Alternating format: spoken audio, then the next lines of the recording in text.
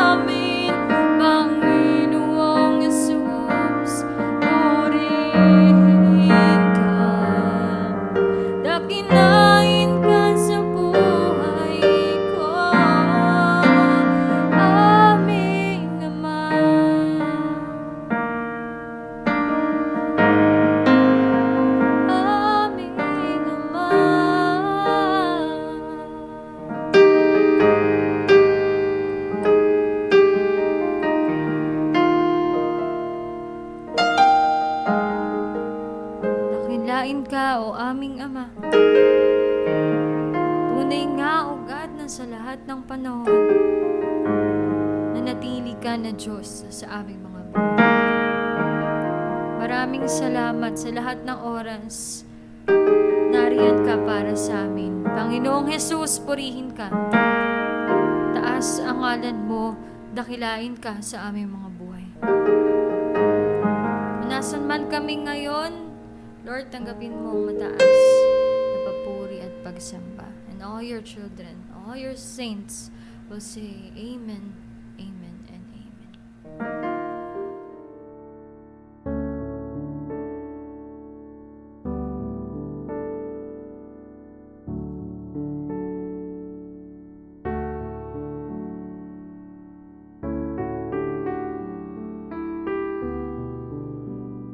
Agad sa mga oras ito, lubos kami ng papakumbaba sa banal na presensya.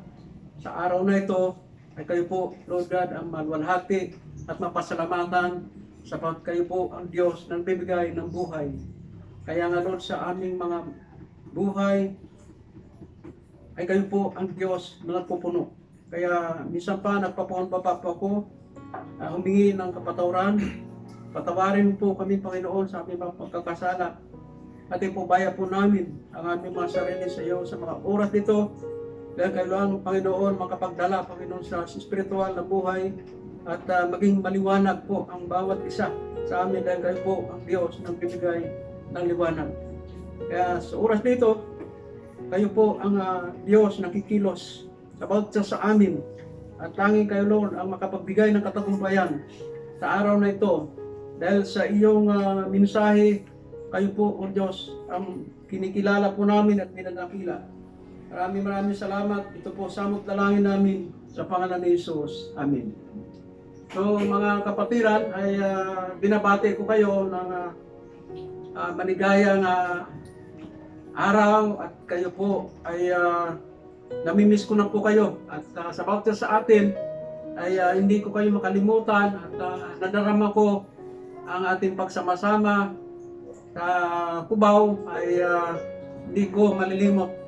About isa kay Bishop Alfred, Bishop Stanley, la Pastor Matt, Pastor Joel, Pastor Ede, kay Pastor Tony, at sa lahat ng mga elders, Panginoon, ay kayo po ang aming tinataas at pinasalamatan. Kaya maraming salamat sa bawat sa iyo, sa inyo, sa atin lahat, sa presensya mo, lalong-lalo sa ating Panginoong Diyos sa araw na ito. So, ito po, Lord, ito po yung ating topic ngayon, yung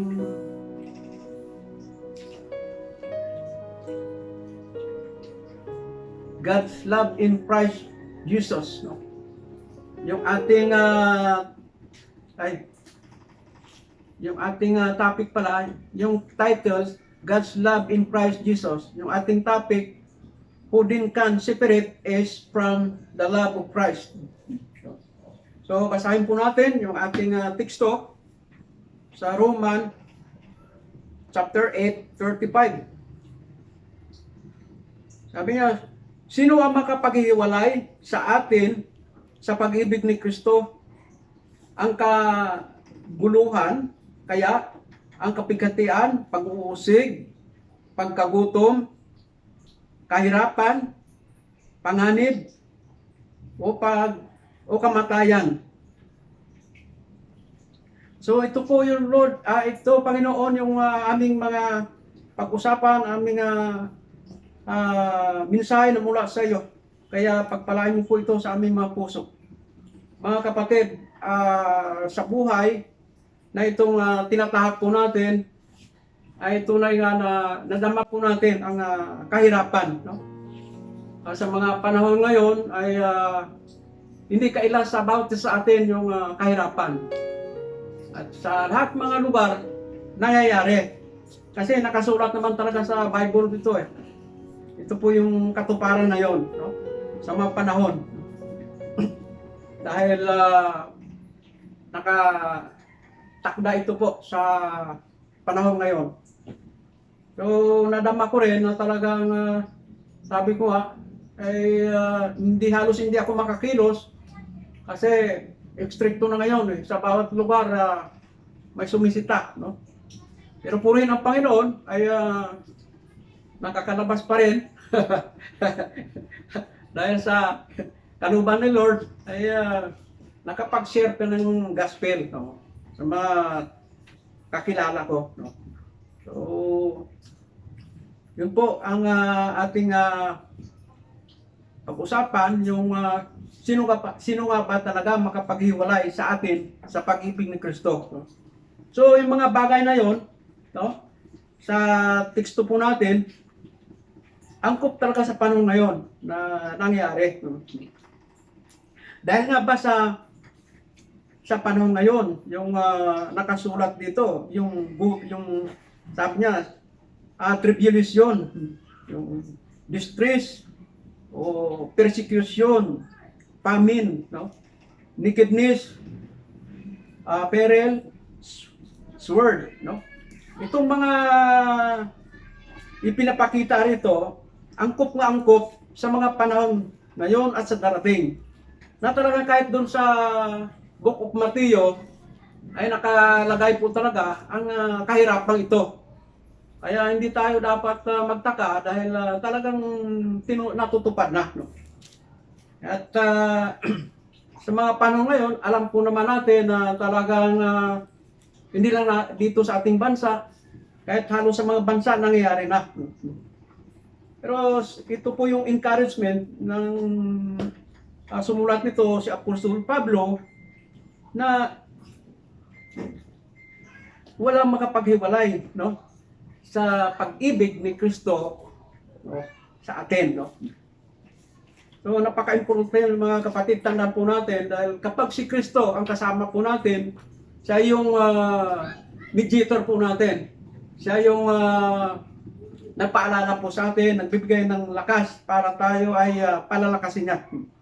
Kahit na naranasan po natin yung hirap na ito, pero higit si Jesus na makapaglutas sa mga kahirapan ito basta tayo ay laging manalangin at lagi tayo nakapokus kanya.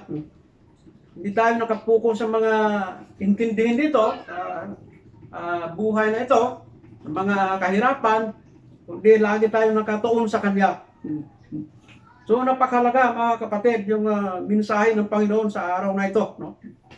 Sabing ganoon nga ay itong mga paghirap na dadanasin po natin ay pasimula pa lamang, no? Para introduction pa lang ito mga kapatid, no? Talagang dinadanas po natin ito. Pero ipagkatiwala natin sa Panginoon yung ating buhay, no?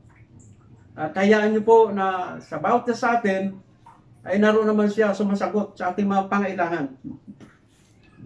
Sabi ganoon, sa Hebrew 13:5, hindi na tayo pabayaan ni iwan. So, dito po sa teksto po natin, may 3 puntos na tayong matutunan po rito. Dahil sa mensaheng ito, no? Unang-una, no, sa verse 36 ng binasa po natin, ay yung sa nasusulat doon sa awit, dahil po sa inyo'y buong araw kaming pinapatay. Turing nila sa amin ay mga tupang pangkatay.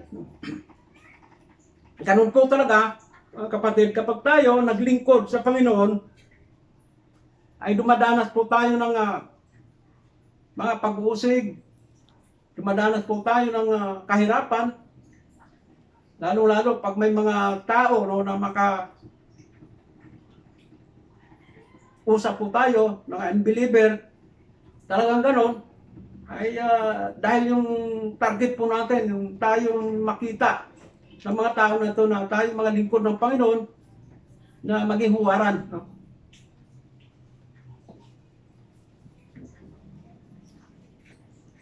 So, ang unang puntos dito, no? Sabi ganun, know in all these things we have complete victory through Him who loved us. No? Sabi nyo, sa Tagalog, hindi sa lahat ng ito ay tayo siguradong magtatagumpay sa pamagitan niya na nagmamahal sa atin.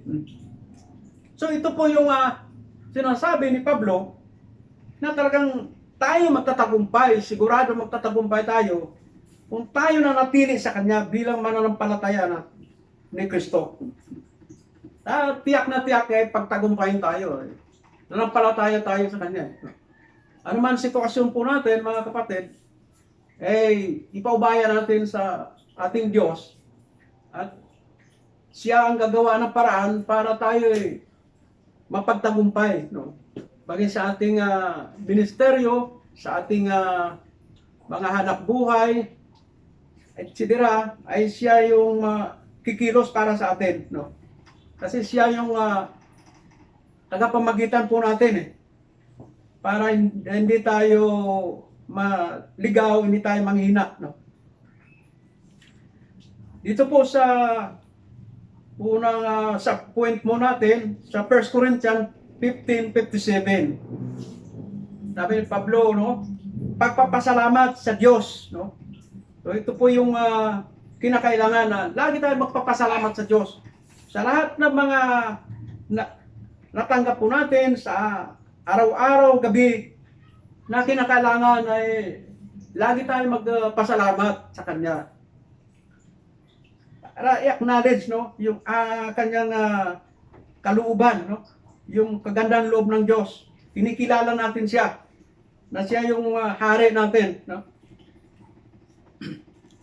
Sabi niyo, sapagkat tayo binigyan niya ng tagumpay sa pamagitan ng ating Panginoon Jesucristo, no. Yan ang bibigay ng katagumpayan, yung ating Diyos sa atin sa pamagitan ng ating Panginoong Jesucristo na ating pinanampalatayanan. So yan mga kapatid, tandaan po natin, no? Kahit nakaranas po tayo ng mga kahirapan, yung mga gutom, mga mga pigate, panganib, no? Ay siya po ang gagawa po sa atin, no? Siya yung sagot po sa atin, si Jesus Christ, no? So yan po ang maipamuhay natin. Tandaan po natin kapag tayo, no, ay nanatili sa Kanya, tayo ay nananalig, tiyak pagtatagumpayin tayo ng Panginoon. Pangalawa, no, sa letter B, sa 2 Corinthians chapter 2 verse 14. Ito na naman, datapwat salamat sa Diyos na laging pinagtatagumpay tayo kay Kristo at sa pamamagitan natin ay pinahayag ang samyo ng pagkikilala sa Kanya sa bawat dako, no? Kaya nga ang testimony natin, dahil sa tayo mananampalataya, pinakikilala natin si Kristo sa ating mga kapwa-tao, kinikwento natin dahil sa mabangong samyo ng Kanyang presensya, ang Kanyang kaluwalhatian, ay siya lamang gumagawa ng paraan para ang ating buhay ay i-mold niya, i-develop niya ang ating spiritual na buhay. So, importante, no, talagang tayo lagi magpapasalamat sa ating Diyos. Sa mga dako na ginagalawan po natin, ay siya ay mahayag, no? Ay siya ay makilala, no? Hindi na dapat natin ikahiya yung ating Panginoon. Dapat siya ay ating Diyos na nagbibigay buhay at sa lahat ng mga dako ng daigdig na ito siya lamang, no, ay maitaas, no? Sa letter C, sa 1 John 5:4, sapagkat sino mang ipinanganak ng Diyos ay dumadaig sa sanlibutan. At ito ang pagtatagumpay, no, na dumadaig sa sanlibutan sa makatwid ay ating pananampalataya, no? So, ang pahayag ni Apostol John, kailangan, no, tayo bilang mananampalataya, daigin natin sa ating pananampalataya yung mga masamang espiritu, no? Yung mga katang-isip, yung mga pandaraya, yung mga pagkukunwari,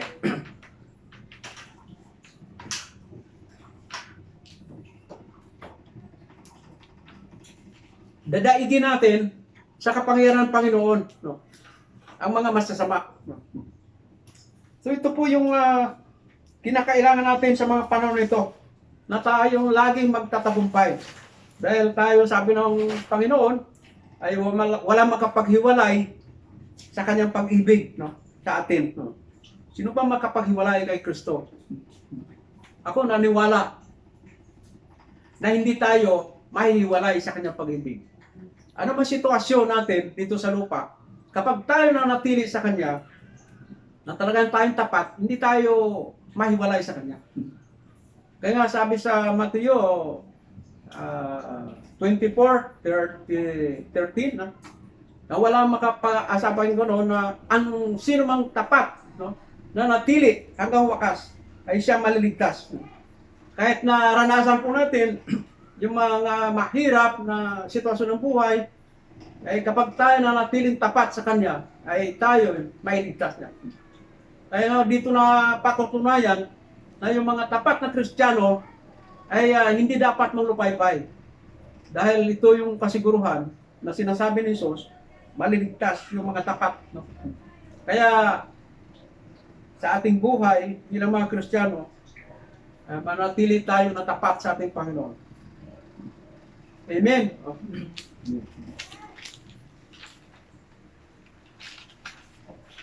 At dito sa letter D, sa point po natin, sa Revelation 12:11, at siya ay kanilang dinaig dahil sa dugo ng kordero at dahil sa salita ng kanilang patutuo at hindi nila inibig ang kanilang buhay hanggang sa kamatayan.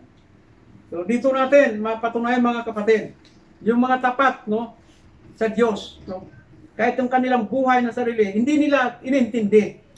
Dahil sila ay may matinding adhikain sa Panginoon, naging tapat sila. No? Hindi sila natatakot na mamatay. No? Dahil sa dugo ni Kristo, na kordero, ay doon sila nanindigan na may kapangyarihan. May kapangyarihan ng dugo ni Kristo. Sa patutuo nila, no, doon sila lumalakas. No? Doon sila pinalakas ng Panginoon dahil nag-glorify yung Diyos natin. Kapag tayo nag-testimony patungkol sa ating Panginoon, ay pinapalakas po tayo. Binibigyan po tayo ng lakas espiritual, kaalaman, karunungan para yung katotohanan ay manaig laban sa kasinungalingan. So yun ang puntos po dito. Tandaan po natin mga kapatid na ikaw ang anak ng Diyos, dadaigin mo ngayon ang mga masasama dahil sa pangalan ng Panginoon Jesus at sa kanyang dugo. Lalong-lalo sa panahon ngayon, no? In case na halimbawa tayo, naroon tayo sa mga critical na area, manatili lang tayo sa ating Panginoon. At yung katotohanan ay pawang ihayag lang po natin.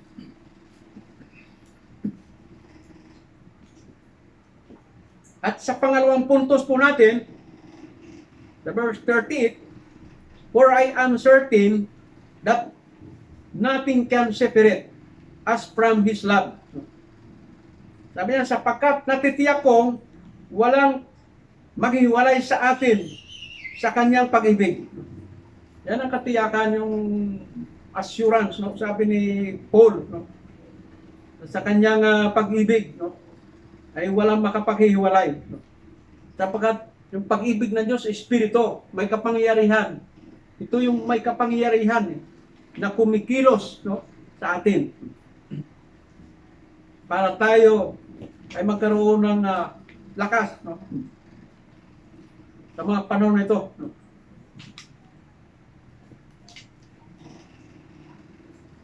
Dito po sa letter A, Ephesians chapter 1, verse 21, sabi niya, sa ibabawan ng lahat ng pamunuan at kapamalaan at kapangyarihan at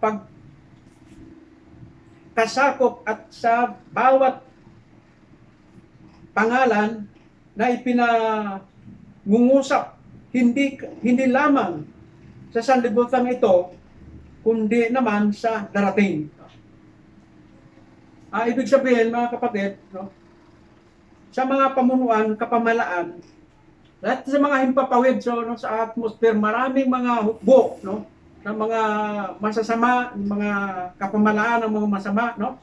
Pero nandoon pa rin ang ating Panginoon sa kataas-taasan na siya ay may control, no? At siya sa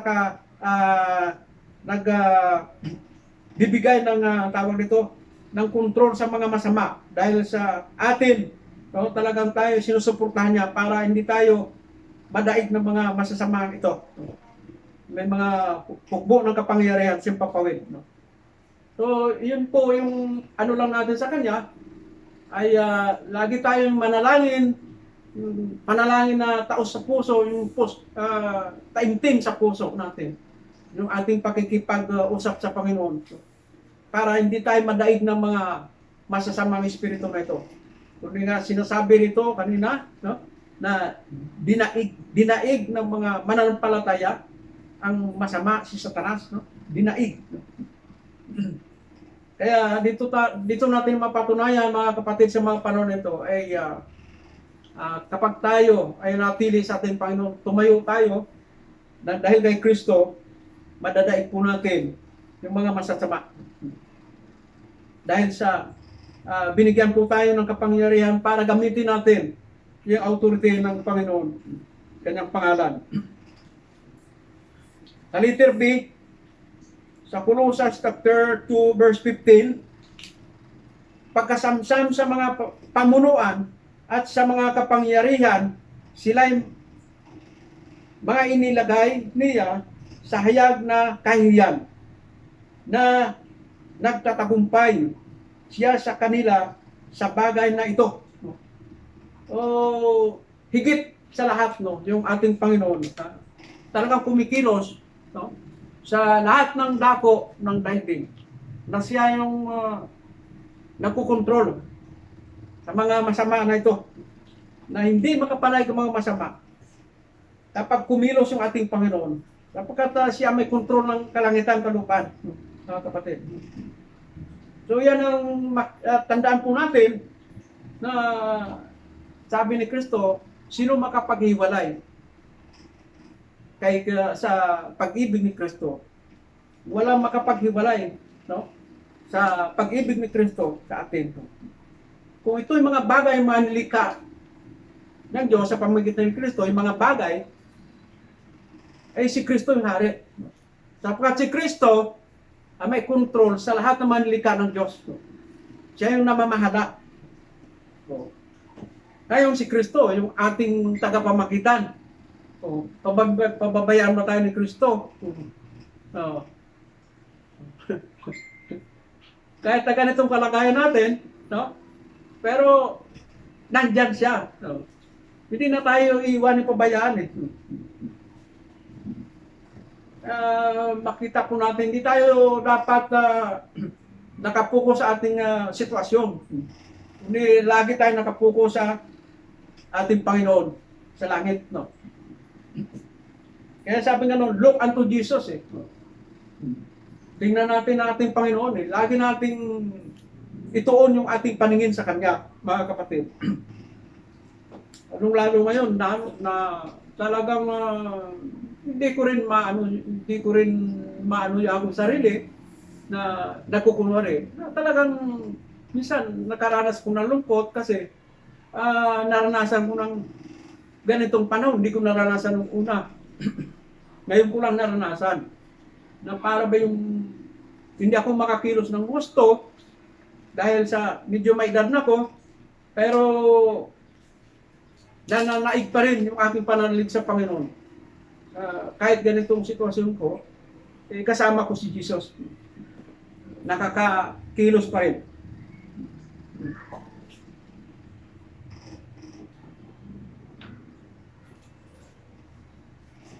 So, Sa letter C, sabi ni Peter, 1 Peter 3:22, na nasa kanan ng Diyos, pagkaakyat niya sa langit, na ipinasakop sa kanya ang mga anghel at ang mga kapamalaan, ang mga kapangyarihan. So, sakop ni Jesus Christ, yung mga anghel, kapamalaan doon. At siya yung namamahala doon. At hindi tayo dapat mag-alala dahil siya yung gumagawa para sa atin. Siya yung nagmamaniho para tayo manatili sa Kanya, sa Kanyang kabutihan. Yun yung maano natin ngayon, maranasan, na hindi tayo maiwalay sa Kanyang pag-ibig. Sabi yan, walang makapaghiwalay. Sino bang makapaghiwalay?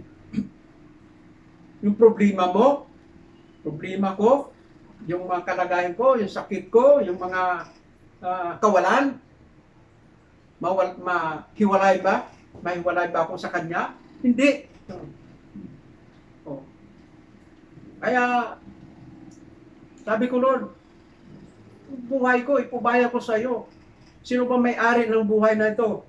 Kundi ikaw may-ari. Palakasin mo lamang po ako dahil gusto ko pa magpagamit sa iyo. Dahil kayo po ang mapuri, maluwalhati sa buhay na ito. Wala na iba eh. Wala na iba ngayon na higit kay Jesus. Siya lang ang katagumpayan sa buhay ng bawat isa sa atin. Sa mga pangatlong puntos po natin, sabi ko noon, there is nothing in all creation that will never, ever be able to separate us from the love of God. Sabi ko noon, alinmang nilalang ay hindi makapaghiwalay sa atin sa pag-ibig ng Diyos. No? Kita marinig po natin, ay ano bang mga nilalang? No? Dahil si Jesus ang may control sa mga nilalang ng Diyos. Siya ang nasa taas, siya yung nasa sa kanan ng Diyos doon sa langit. Siya namamahala. Kaya yung mga bagay na ito, dito sa lupa, sa papawin, hindi makapaghiwalay talaga sa mga Kristiyano. Kung tayo ay nanatili sa ating pananampalataya sa Panginoon, na hindi tayo nagbabago sa ating pananampalataya, ating pananaw, lagi tayong active, no? Sa spiritual, lagi tayong gising, no? Lagi tayong magpagamit sa Kanya. Lagi tayong magtanong sa ating Panginoon. So, yun po ay bibigyan tayo ng sistema na idea ng Panginoon kung paano ang dapat natin gawin bilang mga mananampalataya niya sa mga panahon ito. Ang unang-una nga, no, sa mga panahon na ito, panalangin tayo at makapaghayag tayo ng salita ng Diyos. No, kung saan niya kalooban, no, na lugar, ipahayag po natin si Jesus na siya yung Panginoon bilang tagapagligtas. Mangaral po tayo. Tulungan tayo ng Diyos na maproteksyonan tayo. No, para ang mga kapwa tao natin ay maligtas ng Panginoon sa mga panahon ngayon. Dahil malapit na yung Panginoon babalik. Kaya sa Book of Joel, no, sa chapter 2, sabi nga nun, manalangin kayo, sabi nga nun, at manalangin kayo ng mataimtim. Lahat ng mga tawag yung mga leader sa Israel, sinasabi na lahat mga pare, mga saserdote, manalangin kayo ng mataimtim at manawagan kayo sa buong bayan na manumbalik kayo sa Diyos. Kaya napakalaga sa mga panahon na ito, panahon ng COVID-19, ng paghihirap natin, na yung ating bansang Pilipinas, na dapat ipag-pray po natin na yung mga ating mga kapwa-tao na may mangaral, no, ng mabuting balita para yung mga tao makarinig ng mabuting balita patungkol kay Jesus para yung mga tao manumbalik sa mga panahon ngayon. So ito yung ang ating panalangin na yung bansa natin ay mahabag yung Panginoon dahil may mga tao pa na hindi pa mananampalataya dito sa bansa ng Pilipinas. So ang kalooban ng Panginoon kailangan natin na siya yung laging mahayag sa ating buhay. Praise God, no? So, mga kapatid, dito po sa ating huling binasa ay pinakita rito sa Roman 5:8. Sabi nga noon, datapwat ipinagtagubilan ng Diyos ang kanyang pag-ibig sa atin na nang tayo ay mga makasalanan pa, si Kristo ay namatay dahil sa atin. So, ipinagkatagubilin na ng Diyos yung kanyang pag-ibig sa atin nung si Kristo ay namatay. So, yung love of God ay natanggap na po natin. Mula nung makasalanan po tayo ay niligtasan ni Kristo sa pamagitan ng kanyang pag-sacrifice sa cross. No? Na talagang pinatay niya yung mga kasalanan ng mundo. No? At siya muling nabuhay, dito natin patunayan na ang mga mananampalataya, mamatay man, ay muling buhay ng Panginoong Diyos.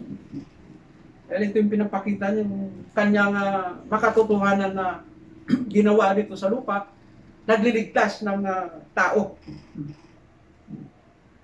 Kaya nga napakalaga yung ating Panginoon na siya ang nabibigay buhay. Sabi nga nun sa John 10:10b, narito po ako, sabi nga nun, para ang mga tupay bigyan ng buhay, buhay na kasiyasya at ganap. Yun ang kanyang layunin dito sa lupa. Buhay, yung pinagkalooban sa mga tao. Dahil gusto niya, halos lahat ng mga tao maligtas. So, yan mga kapatid, yung ating mensahe, no, sa araw na ito, na dapat natin damahin, no, na sino makapaghiwalay sa pag-ibig ni Kristo. No? So, dahil sa problema, mahiwalay po ba tayo? Dahil sa mga naranasan po natin, mga sakit, sa naranasan nating kawalan, mga kapigatian, mahiwalay ba tayo sa ating Panginoon? Yan yung pangako niya sa atin, na walang makapaghiwalay sa pag-ibig ni Kristo. So napakabuti ng mensahe ng Panginoon na talagang malalim ang mensahe ng Panginoon na siya yung talagang hari natin. Siya yung nag-alaga sa atin, mga kapatid. Siya nagpapalusog sa ating espiritual. Siya yung nagbibigay ng kaalaman, no, karunungan para tayo manatili sa Kanya sa mga panahon nito na tayo magtatagumpay sa ating Panginoon. So yung ating konklusyon, no, mga kapatid, dahil po ba sa mga kahirapang ito na ating pinakinggan sa araw na ito, sa Roma 8:35-38, ano pong nadama at naunawaan po natin ngayon, ngunit lubos kang umasa kay Kristo, kapatid, at magtiwala ka sa Kanya. Ama't talatang batayan po natin mula sa Roma 8:35, pangalawa, 1 Corinthians 15:57, pangatlo, Revelation 12:11, number 4, 1 Peter chapter 3 verse 22, last First John, no? For 1, no? So maraming salamat mga kapatid sa bawat isa sa atin sa araw na ito na tayong pinagpala ng Diyos sa bawat isa sa atin at pinalakas tayo ng Diyos. Binigyan po tayo ng tagumpay, binigyan tayo ng kalayaan para tayo malayang kumilos. No? At tinapos na ni Kristo yung problema po natin. Ang gusto niya lang, sumunod lang tayo, manatili lang tayo sa Kanya, at tayo ay maghayag ng Kanyang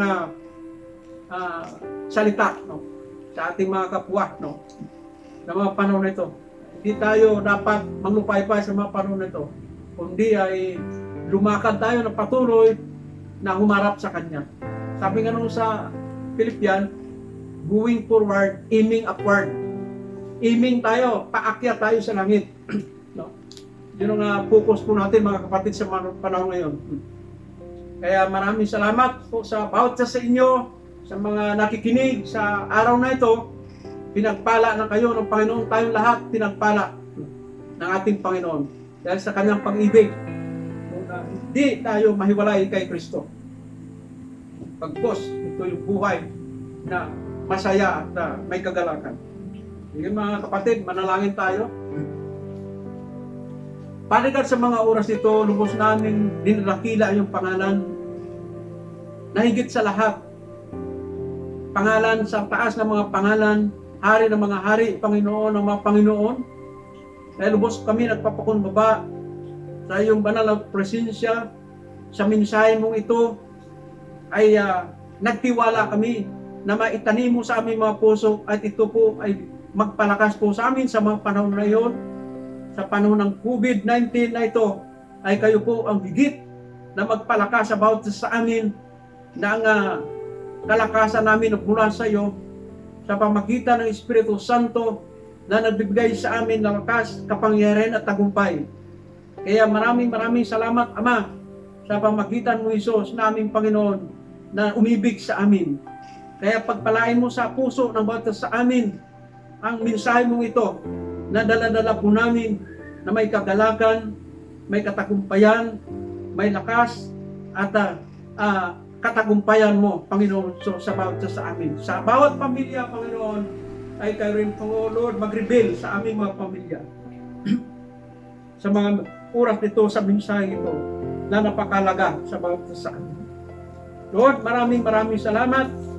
Inaangkin namin po ang katagumpayan sa pamagitan mo, Jesus, na aming Panginoon at tagapagligtas.